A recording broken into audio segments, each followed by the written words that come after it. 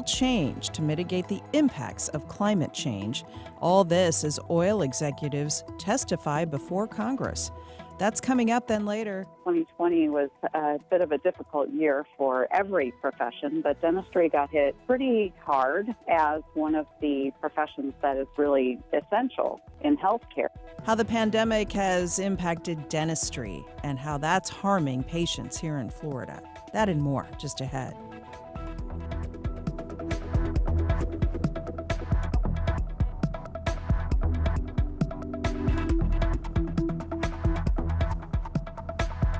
After the day's news.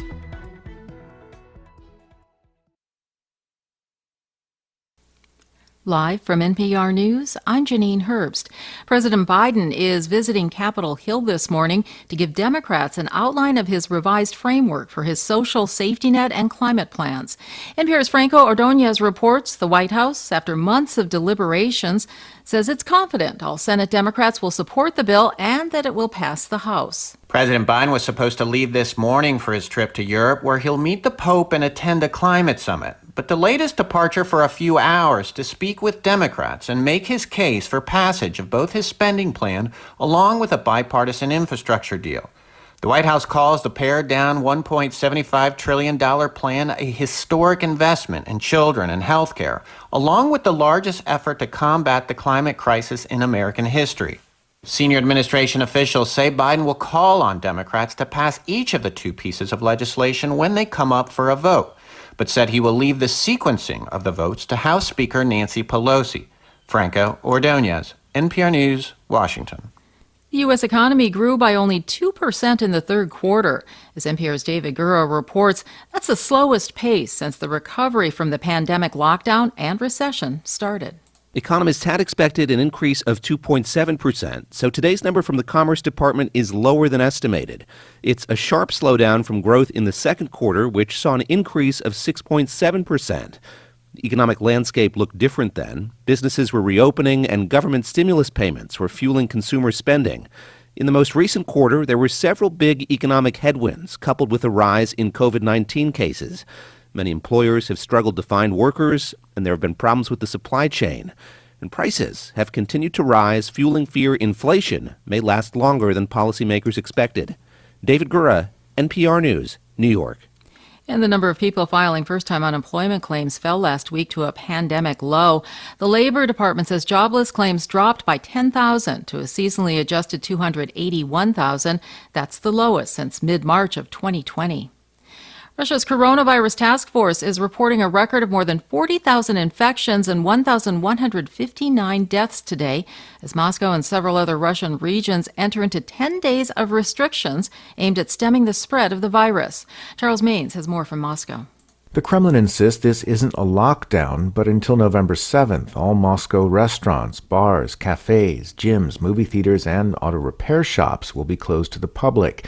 Similar restrictions were imposed in several other parts of Russia, which enters into a full nationwide non-working week starting Saturday.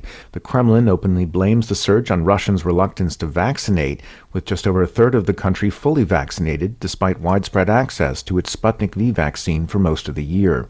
Charles Maines reporting. This is NPR.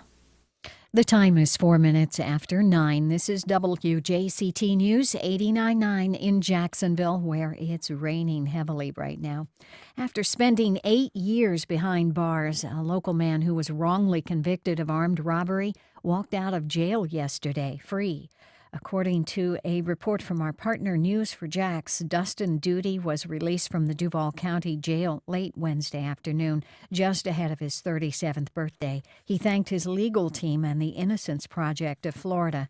An interrogation video from 2013 shows him telling detectives he did not rob a woman at knife point and that there was no way that he could have committed the crime. Florida Agriculture Commissioner and Democratic gubernatorial candidate Nikki Fried does not want the state Senate to confirm the governor's newly appointed Surgeon General, Joseph Ladapo. Fried says Ladapo has spread misinformation, increased political divides, and refused to wear a mask when going into Boca Raton Senator Tina Polsky's office. Polsky was recently diagnosed with breast cancer. He should not be our Surgeon General. He should not be somebody who is in charge of our healthcare policies in the state of Florida. So I am asking our state Senate to do what is right for the people of our state and deny his confirmation this legislative session, and to make the governor come back to the table with a new appointment for Surgeon General. Latipo tweeted that having a conversation with someone wearing a mask is not something he finds productive. Right now, rounds of rain. It is 68 degrees. Heavy now. The rain should subside and return this afternoon. Comes from CVS Health, reimagining what it means to be healthier, from virtual care to prescription delivery to mental health resources. CVS Health. Healthier happens together. More at cvshealth.com. And the Annie E. Casey Foundation.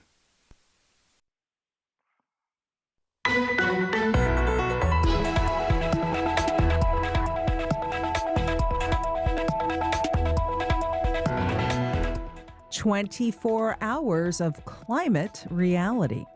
Good morning. We're live from Studio 5. I'm Melissa Ross, and this is First Coast Connect. Thanks for listening.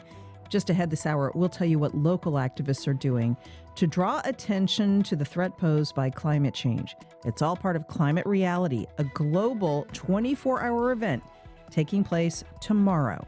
Give us a call, 549-2937. Then later, everything you need to know about Florida-Georgia weekend, plus a local surfer surfs his way into the Guinness record books. We'll talk to him.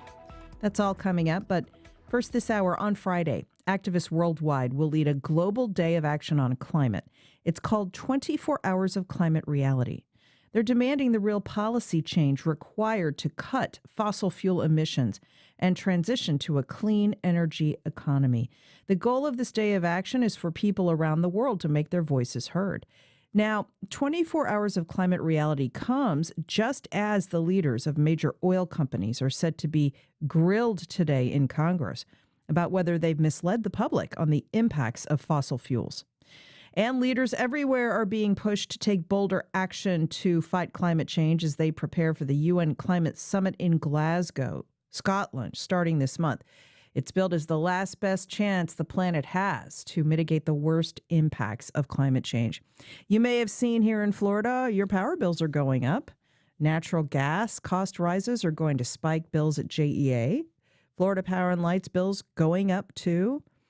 The pressure is building everywhere to decarbonize, to transition to renewable energy sources.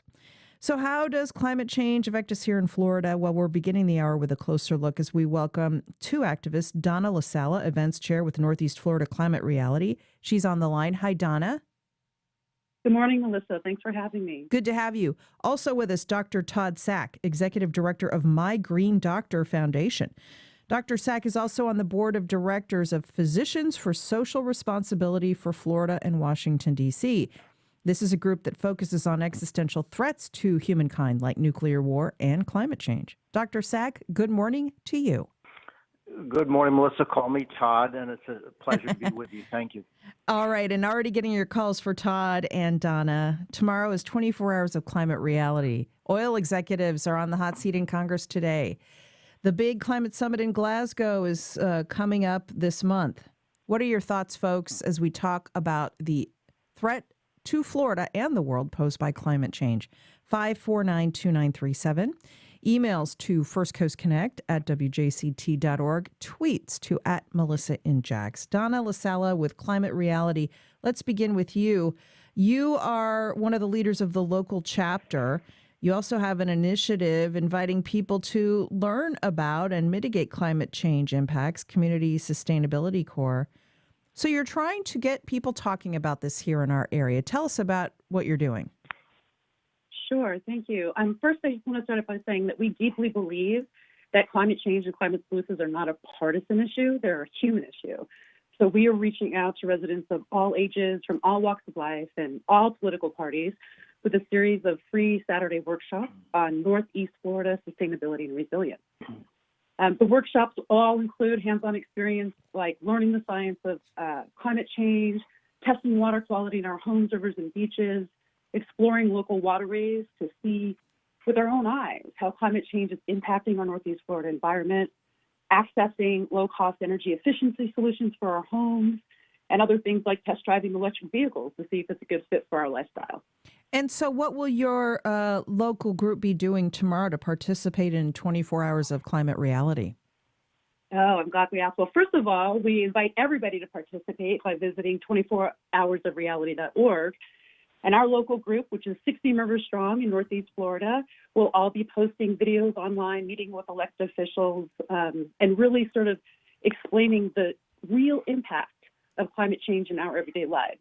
We're joining a worldwide network of 40,000 activists all over doing the same thing. Again, posting real stories online, all over social media, about how climate change has already impacted our lives.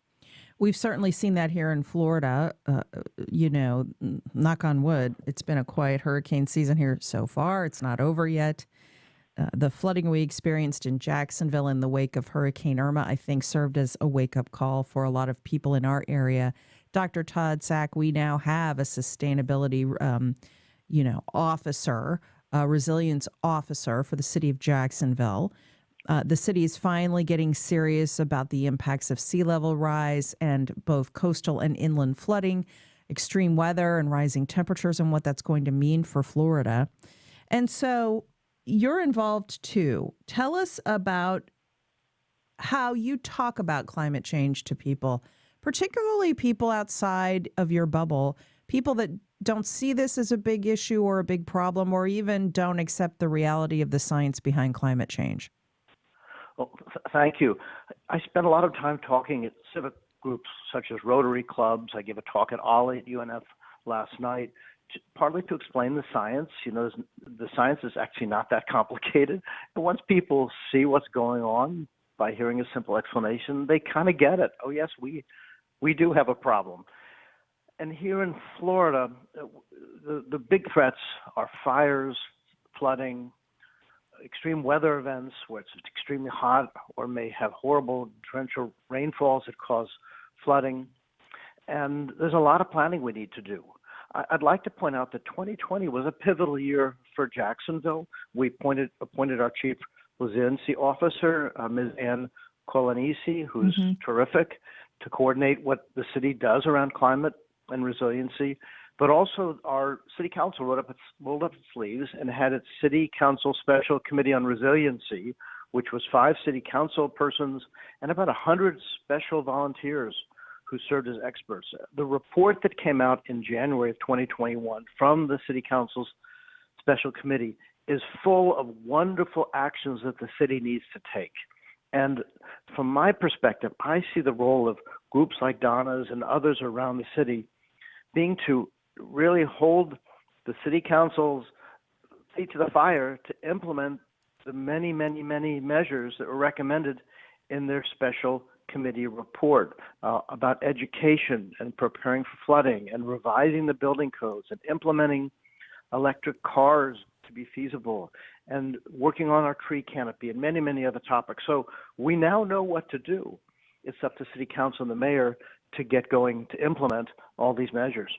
We cover all of this, by the way, at our digital magazine, adaptflorida.org. Go to adaptflorida.org and you can sign up for our newsletter covering climate change and the mitigation and adaptation challenges here in Florida. And so what does real action really mean when it comes to holding local or state or federal leaders accountable? At 24 Hours of Reality, they're calling for concrete plans for immediate reductions of greenhouse gas emissions, transitioning from fossil fuels to clean energy, restorative justice in financing solutions, protecting vulnerable populations. Scientists warn that unless we radically reduce fossil fuel emissions by 2030 and reach net zero carbon emissions by 2050, a warming planet that tips above 1.5 degrees Celsius could unleash a series of irreversible effects that would really upend life as we know it and would impact not so much adults today, but our children and our grandchildren, making this planet uninhabitable for millions of people and really unpleasant for many millions more. So, Donna, this is about yes, taking personal actions, which certainly everyone can do. But what it's really about more broadly is decarbonizing this planet, which is very difficult. You know, we're seeing oil executives testify before Congress today about whether they've misled the public about the impacts of fossil fuels on climate change. Data shows they've known about these impacts for decades. In recent years, they've sort of acknowledged this, but have sort of attempted to greenwash what they're doing. That's a term that's common these days. And so, what about the idea that, yes, we can take personal actions, but what is really needed is massive and rapid decarbonization? Melissa, I couldn't agree with you more. Yeah, it's absolutely unfathomable that we are not encouraging and actually compelling our public officials and our elected officials to do more to strengthen climate policy. As Dr. Stack mentioned, the science is clear. There is no doubt that fossil fuels are creating human-caused climate change that's impacting this planet. And so our group at Northeast Florida Climate Reality is really committed to helping people learn the facts about climate change and then learn how to meet with elected officials and really lobby for them to do the right thing. It's urgent. You know, the meeting coming up in November in Glasgow, Todd Sack, is being billed by activists and leaders around the world as the planet's last best chance to stave off the worst effects of climate change. Here in the United States, the effort to push through climate change legislation is foundering. It may not make it through current negotiations on Capitol Hill.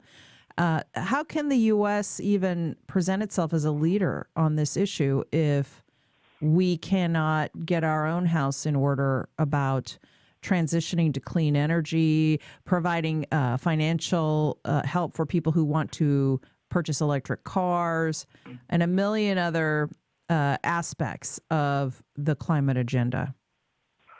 Right. Well, I'm glad you brought up next week's meeting in Glasgow because it's really quite exciting. Let me put that in a bit of perspective. In 1993, the United Nations, at a meeting where the treaty was signed by 195 nations, decided to set up this series of meetings called the Conference of Parties, COP, that would meet every year, more than 100 nations, to talk about what policies are needed to address climate change.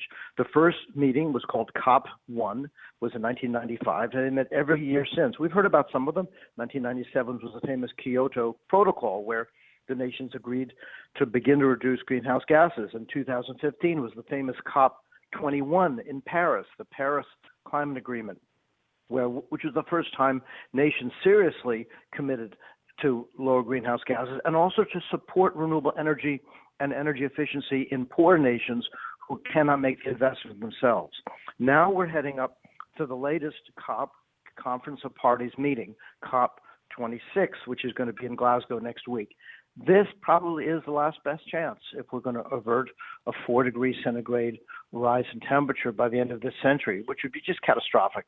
Vast swaths of Africa and Asia would be uninhabitable, and places like Florida would be just underwater early in the next century.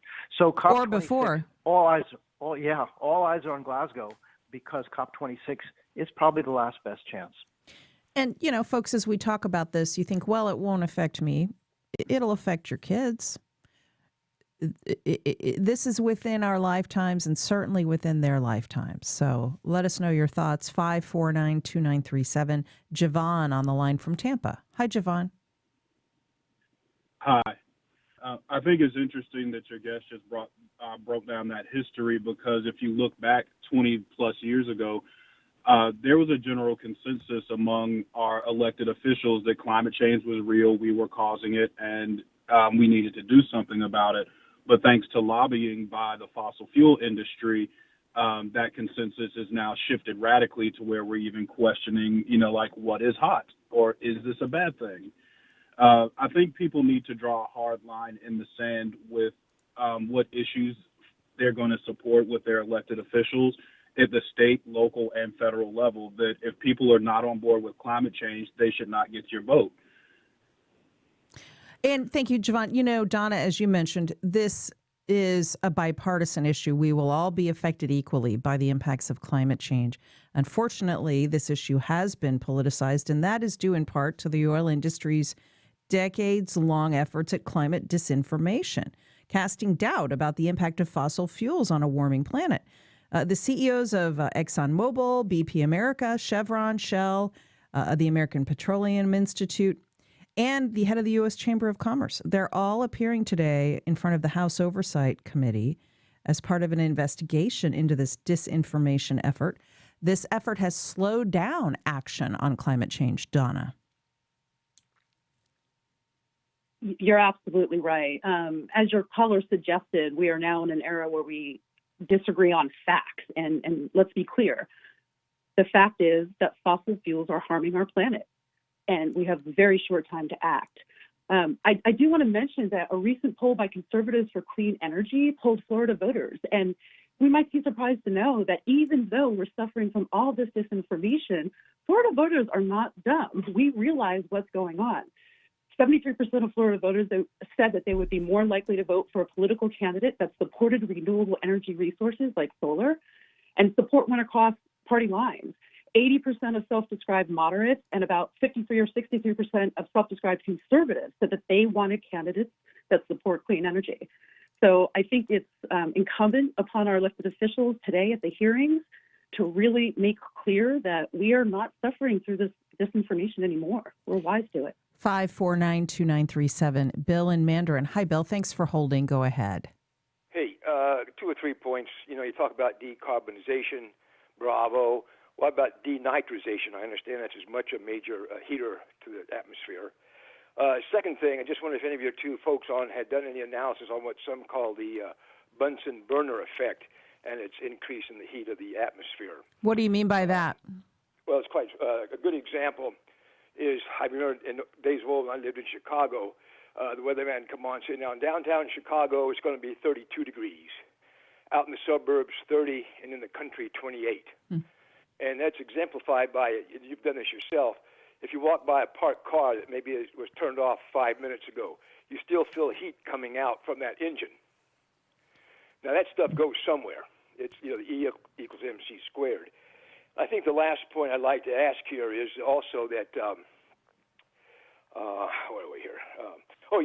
I think it'd be helpful if you said, okay, fine, let's say we meet our 2050 objectives, still what would be the increase in the damage to the earth from this day going forward. But I would like an answer about that Bunsen burner effect. Okay. It's a legitimate question. And, I think you might be referring indirectly to the urban heat island effect that we see in major cities, Dr. Sack. Okay, go ahead, Todd Sack. Thank you. The urban heat island effect, Bunsen burner is a nice analogy as well for that, is real, that our inner cities are several degrees warmer than the outer suburbs because in the cities, the heat bounces from building to asphalt, and all the heat gets trapped in that urban environment. This is one of the things that our city needs to pay attention to very quickly. We don't have a plan for the heat emergency, the week-long episode where it'll be 110 degrees, and people will die in their homes if we're not prepared to find those people and get them to shelters. We have great shelters for preparing for hurricanes, but what about the heat emergency? Remember, in June of 2021, this year, 65 people died in their homes in Portland, Oregon, when it was very, very hot for a week. It's going to be far worse than that in Jacksonville when it gets so hot and JEA runs out of power for air conditioning. Many, many, many people will die. So this is an area the caller points to that we really need to have a plan immediately to prepare for the heat emergency.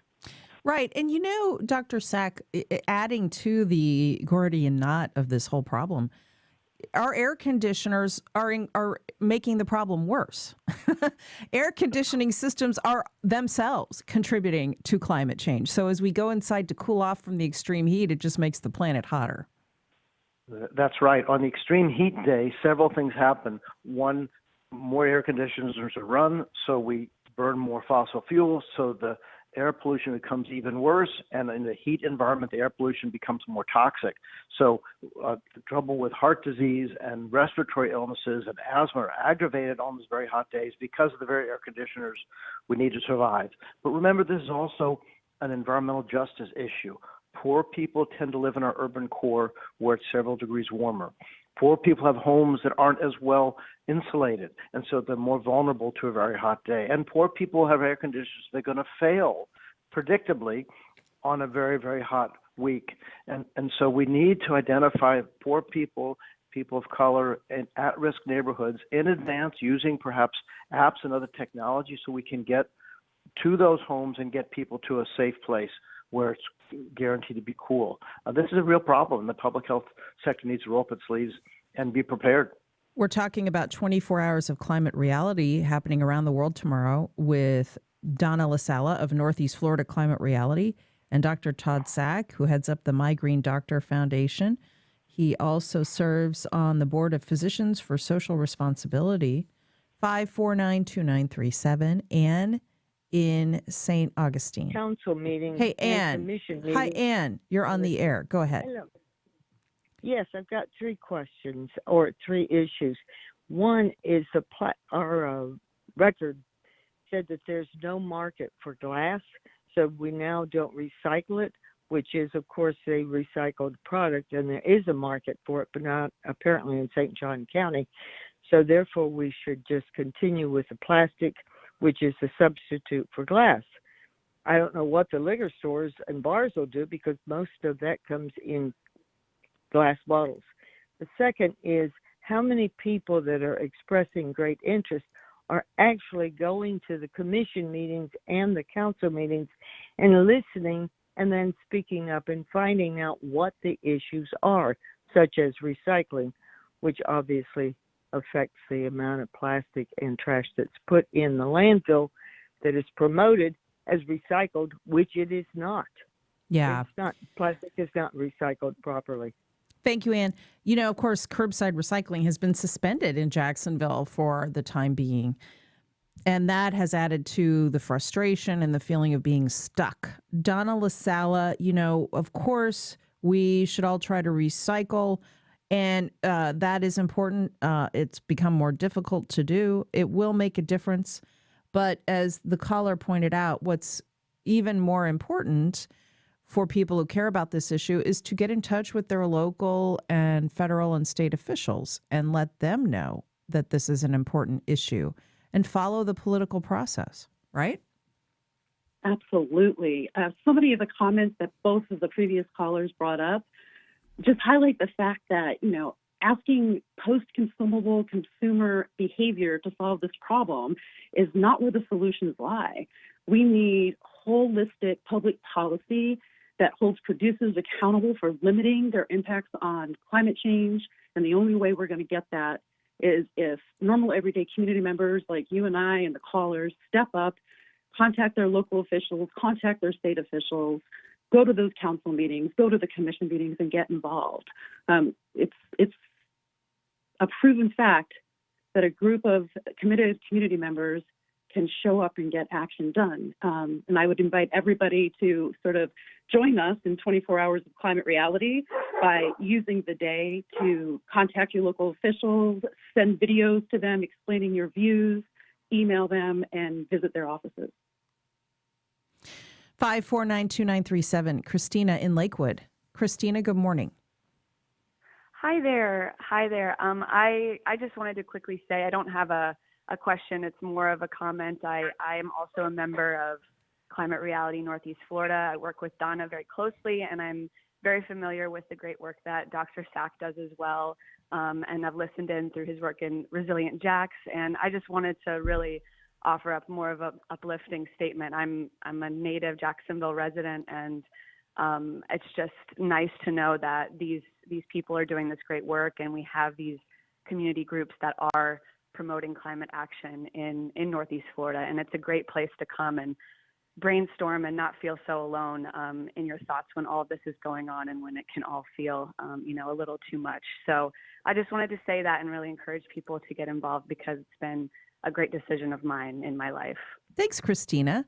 Okay, so Dr. Sack, as I mentioned, people can sign up for our newsletter at adaptflorida.org. And get involved that way, learn all about the issues, which our lead reporter, Brendan Rivers, does such a great job of covering how Florida is dealing with this challenge. Just go to adaptflorida.org, sign up for our newsletter.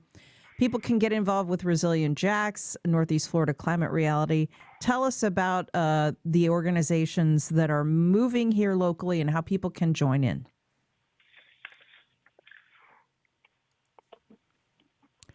Oh, okay, I think we might have lost Dr. Sack. Maybe he had to take his dog out. Donna LaSala, let's close with you. I actually like to give credit to some of the community groups that we work with, like Beaches Go Green and St. John's Riverkeeper, Resilient Jacks, which Dr. Sack and one of our members, Adam Hoyle, was very involved with, and the Triple Bottom Line Institute, which is our partner at Climate Reality Northeast Florida in forming the Community Sustainability Corps. As your caller suggested, there are so many groups working toward this. And I really just want to close by inviting everybody to use 24 hours of Climate Reality tomorrow as a way to reignite your passion for this issue and get involved in any small or large way that you can. Check it out, folks. Thank you, Donna LaSala, Northeast Florida Climate Reality, Dr. Todd Sack, Executive Director of My Green Doctor, also involved with Resilient Jacks. Thank you both. You're welcome. Thank you. Thank you. And much more still ahead later. Local surfer Curtis Loftus hits the waves and surfs his way to a Guinness World Record. We'll tell you about it, but up next. 2020 was a bit of a difficult year for every profession, but dentistry got hit pretty hard as one of the professions that is really essential in healthcare. Why the pandemic has been so tough on dentists and why it's affecting public health, especially in rural Florida. That's next. We'll be right back.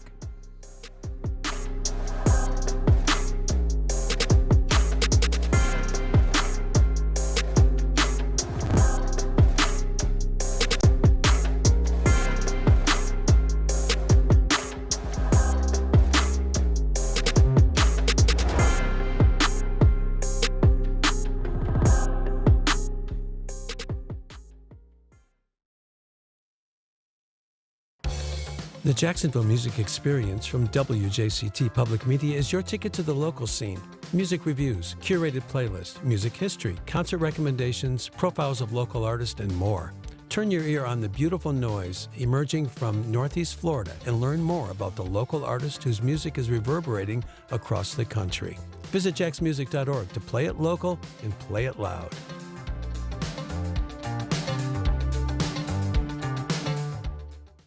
Teach returns on Saturday, November 13th at the Hyatt Regency Jacksonville. Visit wjct.org/teach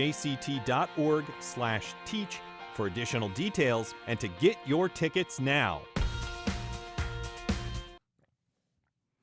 Welcome back. The pandemic has been tough on virtually all industries, but the dental profession has been hit especially hard. Many dentists have just given up. They're closing their practices, especially in more rural areas. And patients who have been putting off getting dental care in this time are actually endangering their health. For more on all this, I spoke with Dr. Suzanne Ebert, Florida resident and vice president with the American Dental Association. Dr. Ebert, good to talk to you. Thanks for joining us. Well, thank you for having me. So tell us about how this pandemic has affected your profession, the dentistry world and orthodontics. What's it been like for dentists in this whole time? Well, obviously, 2020 was a bit of a difficult year for every profession, but dentistry got hit pretty hard as one of the professions that is really essential in healthcare because your oral health is connected so closely to your overall health. And initially, many dental offices were forced to close, some as many as 6 months, but I think the minimum was at 3 months in most areas. So just being closed, that's affected the people who are seeking care. We found that a number of people put off having any kind of preventive care at all. And that's been a real problem because when you don't address problems as they're coming up or you allow things to lapse, you don't get your preventive care, all of a sudden you're having bigger problems. So it's it's affected both the health of the population as well as the dentists themselves. Many have been, again, being forced to close their doors for 3 to 6 months.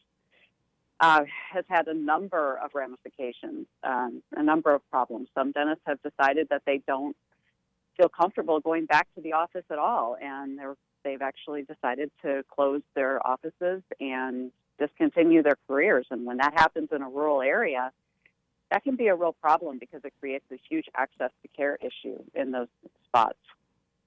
Wow, this is a multifaceted problem. So what is the American Dental Association, of which you are a vice president, what are they looking to do to try to address these issues? Well, again, multifaceted problem requires a multifaceted approach. One of the primary things that the American Dental Association did in the midst of all of this was create opportunities for dentists to go back to work. They worked very closely with the CDC, and the American Dental Association came out with a very concrete set of recommendations on how dentists could get back into the office safely, safe for them and safe for their patients. So that was during the midst of the pandemic. Post-pandemic, we've really been trying to encourage people to get back to see their dentist. It's been proven to be very safe to go to a dental office. So that's been a huge angle. And then, now with the number of dental practitioners that have been looking at closing their doors and creating that access to care problem, we have a program called ADA Practice Transitions, and we are trying to find buyers for those practices in those rural areas. Try to keep them open and keep, a dentist within 40 miles so that people don't have to take off work just to go to the dentist. So again, multifaceted problem, multifaceted approach. How challenging has that been to try to find buyers to keep practices open?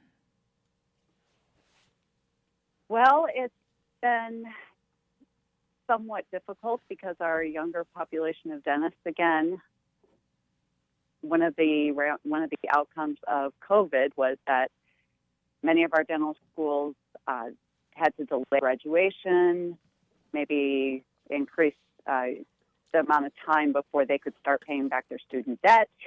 So that's become a little bit of a problem. And the other thing is just finding younger docs who are willing to go into some of those rural areas. Now, the good news is those rural practices are generally, they've recovered at a greater rate than their urban counterparts. So we're doing a lot of education. We're really trying to educate our younger doctors that these are some wonderful opportunities. And, you've got to go out there and do something great for the population, which is why most dentists are in it anyway. They just want to help people. So we have had some success, and we're looking forward to much more. And what's your advice for people who've been putting off that visit to the dentist? Oh, go. Please go. It's been proven to be safe. Dental offices have always been exceptionally good at infection control. And now they're even better. But I think the transmission rate of COVID in dental offices, if it's not zero, it's very close. It's less than 1%. So go to your dentist, get your preventive care. Don't let something turn into something that it doesn't have to. Great advice. Thanks for joining us. Dr. Suzanne Ebert, she's Vice President of Dental Practice and Relationship Management with the American Dental Association. Thanks for joining us. Thank you so much. I appreciate you having me.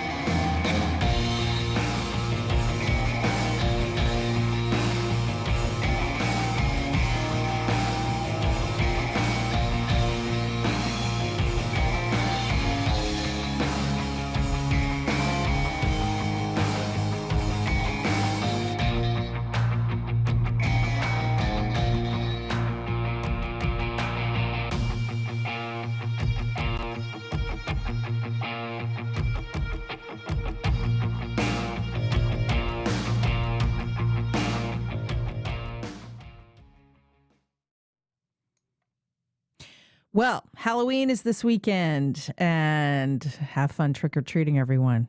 And you know what that also means? It's also Florida-Georgia weekend. Our sports analyst Josh Torres is here now with details on what to expect this year, both on and off the field. Spooky, Josh. Good morning. Good morning, Melissa. All right. So the world's largest outdoor cocktail party always takes over the venue outside the stadium and surrounds us here at WJCT Public Media, but that's just part of what you want to talk about. Oh, yes. The game itself looks like it's going to be a pretty good matchup. It's going to start at 3:30. Gates to TIAA Bank Field open up at 1:30, so 2 hours before kickoff. Really, I got to say, as somebody who is here on Jags game days, if you're going to the game or if you're coming out to have some fun, get out here early. The traffic gets backed up. Even on a regular Florida-Georgia weekend, it gets backed up. There's a lot of construction going on, especially around TIAA Bank Field. So please, if you're coming out, make sure you get out early. Parking lots open at 8 a.m., so you have plenty of time to get down here, try to find yourself a spot, and have some fun. The game itself is going to be really great. Georgia's coming in ranked number 1 in the country, undefeated. Florida's having a little bit of a tough year. They just lost their third game this year. So Dan Mullen and his team are definitely going to be looking to try and pull the upset out to really get their season a little better, more on track. Personally feeling I think Georgia's going to pull this one out. But hey, there's always miracles in sports, Melissa. You never know. Okay, so as we watch the game, let's also talk about the action around the stadium, including here at WJCT. Yes. So one of the things I actually did want to talk about really quickly too is that at the game itself, you're going to notice there is going to be less seating. Yesterday, actually on Tuesday night, the Jacksonville City Council did pass an agreement to take out 6,000 of the temporary seats in the north end zone that they usually put in.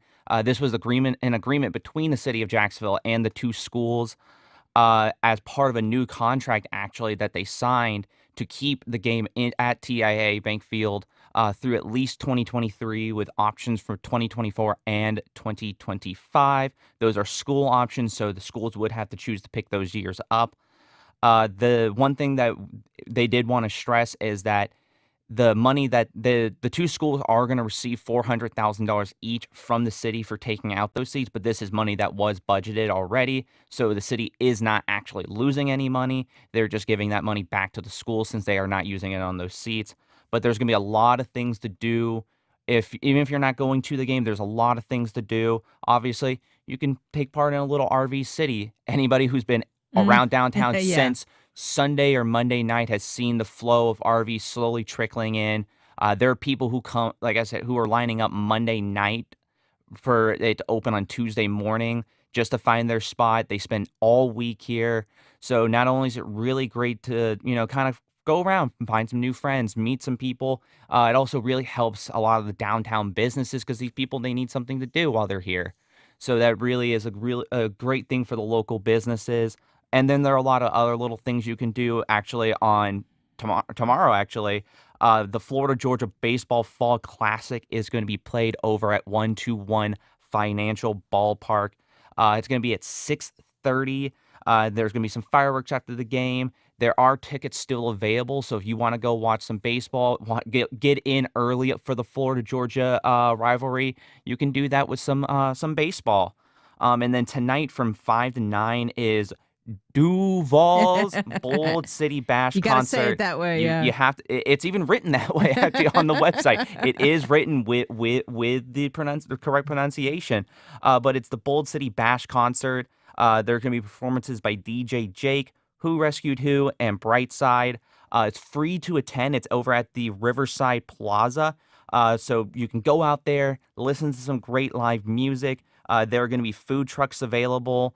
So that could be something really fun if you want to get, of course, with the way the weather is looking, the event may or may not happen. So Let's unfortunately, hope it. Yeah, I mean, it may get rained out, but if sometimes the storms clear out in the evening, maybe we'll get lucky. hopefully so. Again, this is anyone who's lived in Jacksonville, Florida for a lot of time, especially like me, who's been here his entire life. This is definitely a week where there's just so much going on around the city. There's so many people who are traveling in, and it's kind of nice seeing that. And then on game day, obviously, there's gonna be stuff going on all throughout downtown Jacksonville, all throughout Jacksonville as a whole, places to watch. Basically, all of downtown is closed for all the different events. There's going to be events over for at the stadium, outside of the stadium. The teams will have their traditional walk-ins, so you can find a spot and actually greet the team as they all arrive at the stadium and start heading towards the locker rooms and the field. They are recommending, obviously, get there early because it is going to be packed because we are back to full capacity at the stadium. So expect a lot of people all throughout the downtown area. So if you are not, I want to recommend, if you are not going to the game or not coming out to take part of the festivities, do not come anywhere near downtown That's Jacksonville. Right. Avoid it like the plague. Now, Josh, let's talk about the fact that downtown around the stadium and around our building, construction has been going on for quite some time as the city took down the ramps leading off the Hart Bridge, which dumps out into the stadium complex. They're reconfiguring everything in anticipation of Jaguars owner Shad Khan doing some new construction projects on the waterfront and in the sports complex. Basically, what all of that means is if you haven't been downtown in a while and you come down to the stadium, things are a little gnarly right now on the road around the stadium. Yes, they are, Melissa. Even not to disrespect the Jags, but on Jags game days, it gets absolutely insane. Traffic can get backed up for a very long while, especially around the area around our building, particularly, just because it really kind of if you haven't been downtown in a while, you'll be surprised how much that area has changed. There are a lot of different lanes that only go one direction now. So I highly, highly, highly recommend if you're coming out for the game, head out a little earlier than you are probably originally planning. Traffic is going to get backed up. I can guarantee that. That is not we think it's going to get backed up. That is a guarantee. It will get backed up, and you could be in traffic for a while if you do not come out early. Again, parking lots around the stadium open at 8 a.m. You can get here early, tailgate a little bit, make some new friends, check out a lot of the activities going all around the stadium, have a lot of fun. Obviously, everybody, please be safe. Unfortunately, we are still in the midst of a pandemic, so please do your best to keep yourself safe and just have fun out there. Now, Josh, will you be in the press box for this one? I unfortunately will not be up there for this one, but you will be able to catch my recap of the game on Monday morning. Okay. Our sports analyst and show director, Josh Torres. Always good to talk to you when you talk sports. Have fun and be safe for Florida, Georgia this weekend, everyone. Thank you, Josh. Thank you. A quick break, and in a moment, you've known him as a surfer and a fundraiser and a big presence at the beaches. After the break, we'll tell you why Curtis Loftus has surfed his way into the Guinness record books, and it's all for his holiday fundraiser, Deck the Chairs. How did Curtis do it? We'll speak with him next. Don't go away. You're listening to First Coast Connect on 89.9. We'll be right back.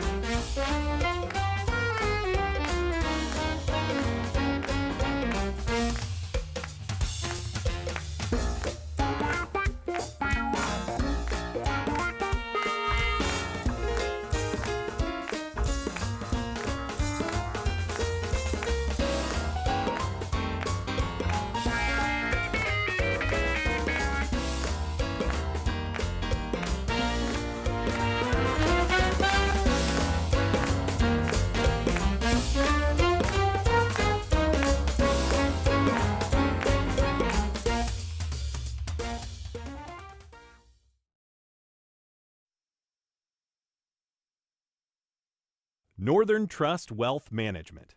Northern Trust has been helping Florida families grow their wealth for 50 years. And with 20 locations across the state, Northern Trust expertise is always close at hand. The Florida Forum, welcoming NASA's top administrator, astronaut, and combat pilot Charles F. Bolden Jr. November 17th, and singer, songwriter, and actor Tim McGraw February 16th, benefiting Wolfson Children's Hospital. Tickets at thefloridaforum.com or 202-2886. The drug kratom is used recreationally. It's also classified by the FDA as an opioid. In Thailand, where the leafy plant grows, it used to be illegal, but no more. Thai politicians are hoping kratom sales might help revive the COVID-racked economy. We visit Thailand's first kratom cocktail bar, where patrons can munch the leaves or sip kratom-infused drinks. On the World. This afternoon at 3, here on WJCT News 89.9. On the next Fresh Air, what we know so far about the efforts by Donald Trump and the people in his so-called war room to overturn the results of the election and what they did to encourage the people who stormed the Capitol on January 6th. We'll talk with Robert Costa, co-author with Bob Woodward of the new bestseller Peril. Join us. Today at noon on WJCT News 89.9.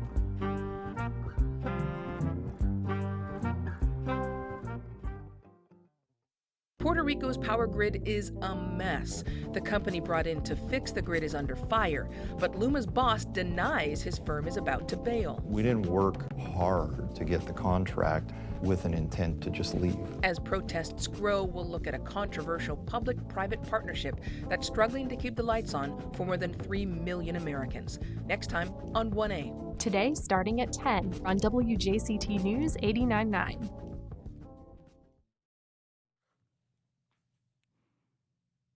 Welcome back. Local surfer Curtis Loftus set a Guinness World Record this week, technically, for the longest time surfing in the ocean, 31 straight hours in the waves.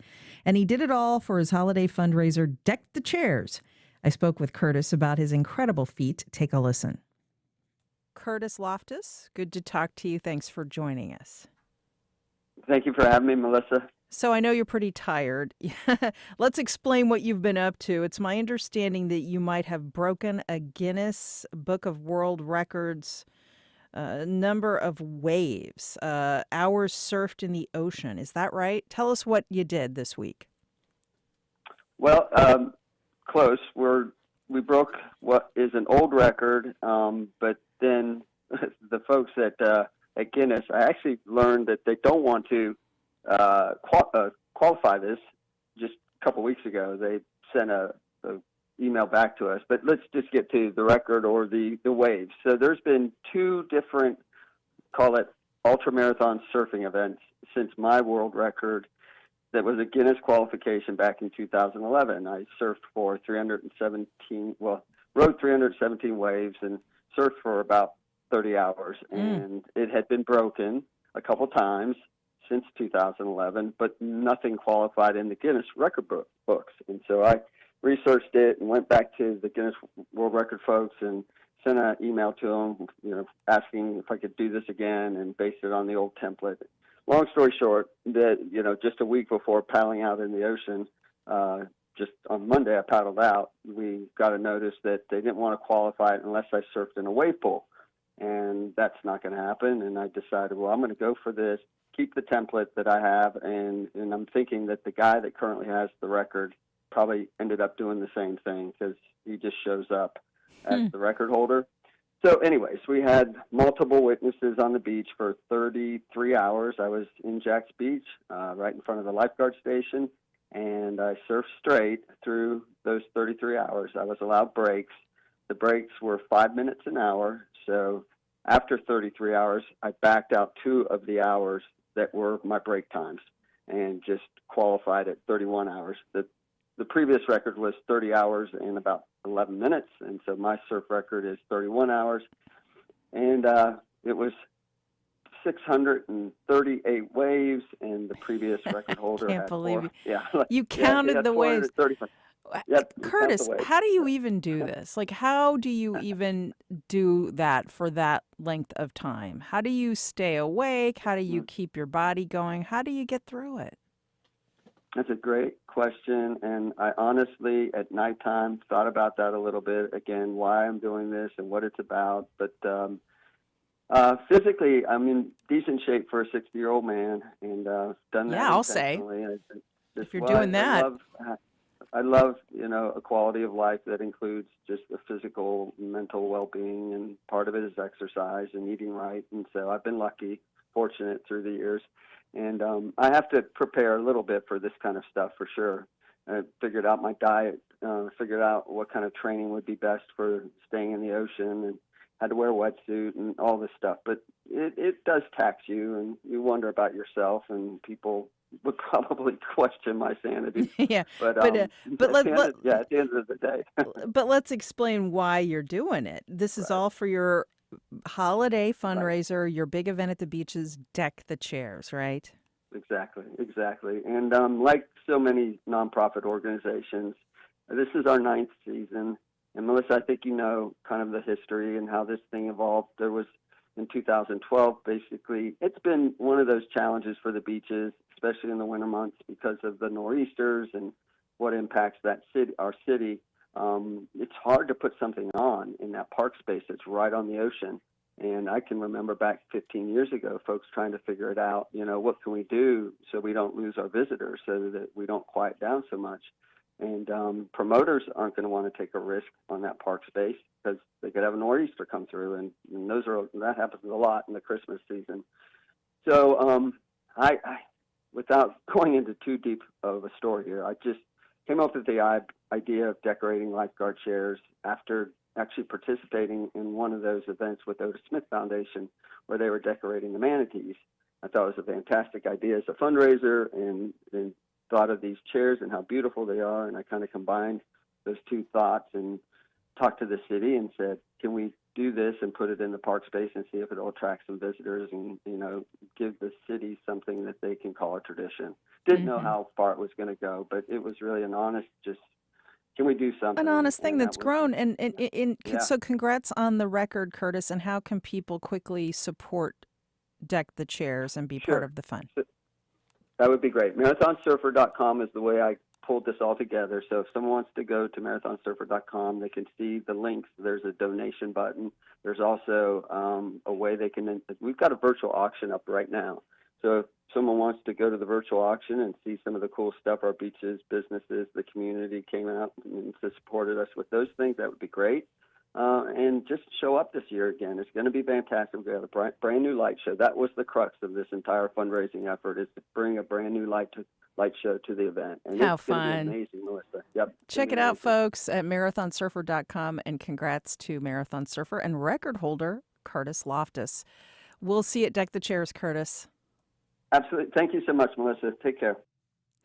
And that's our show. Thanks for listening. Thanks to senior producer Heather Schatz, director Josh Torres, associate producer Catherine Hobbs, editorial director Jessica Palumbo, and news editor Randy Roguski.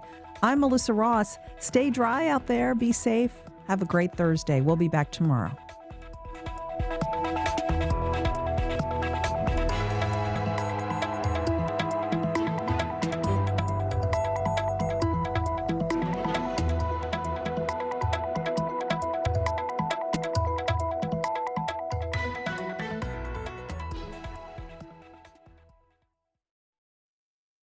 Support for First Coast Connect is provided by Baptist Health and the North Florida